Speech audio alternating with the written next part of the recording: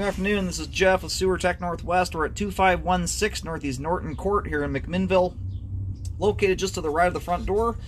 I describe everything as if you're standing in the street facing the front of the house. We're going to check the overall condition and serviceability of the sanitary sewer line. I just put a bunch of water down line. We're going to introduce some more here in just a second. Man, I can't tell. There we go. Something about that turn my camera didn't like. Alright, we are zeroed out here. And off we go. And it looks like right as we make that drop right there, I think the line belled out to 4-inch pipe. And then now we're into PVC.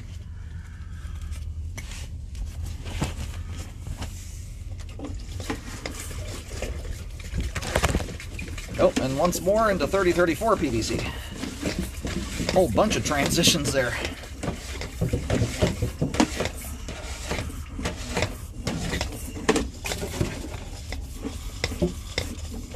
Back to PVC.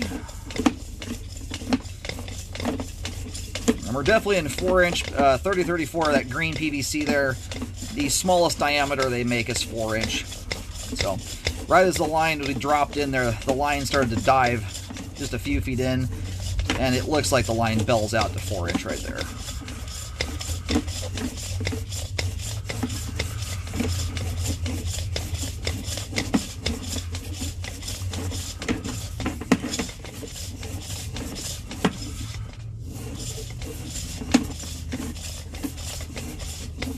And there's the main there. At 77 feet. In this circumstance, line ties directly, actually about 76 feet, ties directly into the manhole, which is normal and very common for this type of kind of cul-de-sac. Most of the homes on the cul-de-sac will all converge into this one manhole. These are scenarios where it's extra important to make sure things that are improper don't go down line. Wipes, paper towels, things like that. These manholes really promote them building up. They're kind of almost designed to do that because it's an easy location for workers to get down into and clear the systems out. I've had scenarios multiple times. I've been doing this 13 years now. I've cambered almost 25,000 sewer lines, and I've had situations where I've found 4 to 5 foot tall mountains of paper towels in these things. So get one neighbor with a bad habit and create some fun. Anyhow, we're going to go locate really quick here, and then we'll pull back in. Alrighty, so out on the road, you've got 2 manholes. This is a little tricky. Usually you get a differentiation between the different systems with sewers will usually only have 2 vent holes in the manhole cover, and the storm systems will usually have about 20 different holes. In this circumstance, you've got a manhole close in to the house, and then one that's about in the middle of the cul-de-sac. It's feasible both may be sewer, but this line in particular goes out to the one that's in the middle of the cul-de-sac, not the one close to the curb. And I looked into the manhole to see the trajectory the line comes in. It looks like this line makes its way out to the street through the front yard area. When I get back in here a little bit closer, I'll do a locate just to verify that, but that's an ideal scenario. In the event you ever have to do a repair, it means you're not having to go tear up a driveway to do it, which is a nice, very nice convenience in an otherwise inconvenient scenario. And the homeowners here have done a very good job. There's a couple random spots in the line with a little bit of buildup, but most of the line is very, very clean. Most notably, no grease buildup hardly whatsoever, which is very nice to see. And especially from a renter scenario, these are often the dirtier lines. These are, I mean, just based on this, these are renters treating everything nicely. Kudos to them. So you may want to look for some kind of easement. And I'm eyeballing this. I don't know where the property lines are. But where I just picked the locate up there is in the neighbor's grass. And I describe all this if you're standing in the street facing the front of the home. We're going through the grass here. I'll show it with the camera here in just a second. And I'll try and take a photo of kind of a landmark. I don't want to go painting someone else's yard up. I don't know if this crosses a property line or not here. It's sometimes going to be very hard to tell where someone's property starts and stops.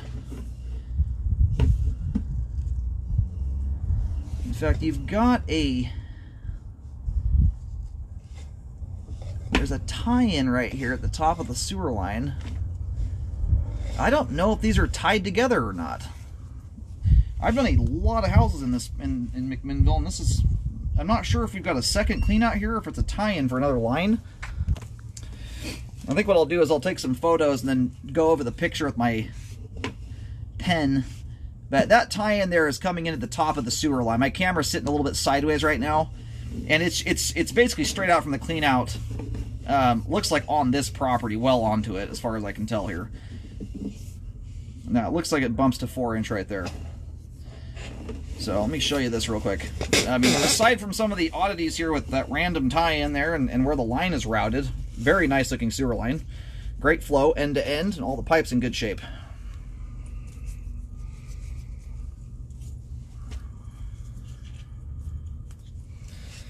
Anyway, this first one right off the bat here is a vertical tie-in. It may just be a random second cleanout that got added in accidentally. It's kind of hard to say. But here's the cleanout access. Straight away from that, right where my locate wand is here. Let me back up a little bit to get a better vantage point. So cleanout's right behind the tree. Line runs straight. Right here where my locate wand is, there's a tie-in. The line ends up routing over here. And where I picked that locate up is right between, I was a little bit in front of this, up in front of the tree, but right between this utility, this little green utility box, and that tree, in the what looks like the neighbor's grass there. So I don't know if this is crossing the property line or not, but it's something to keep your eyes peeled for. Anyway, aside from that, great looking sewer line, and functioning properly at this time.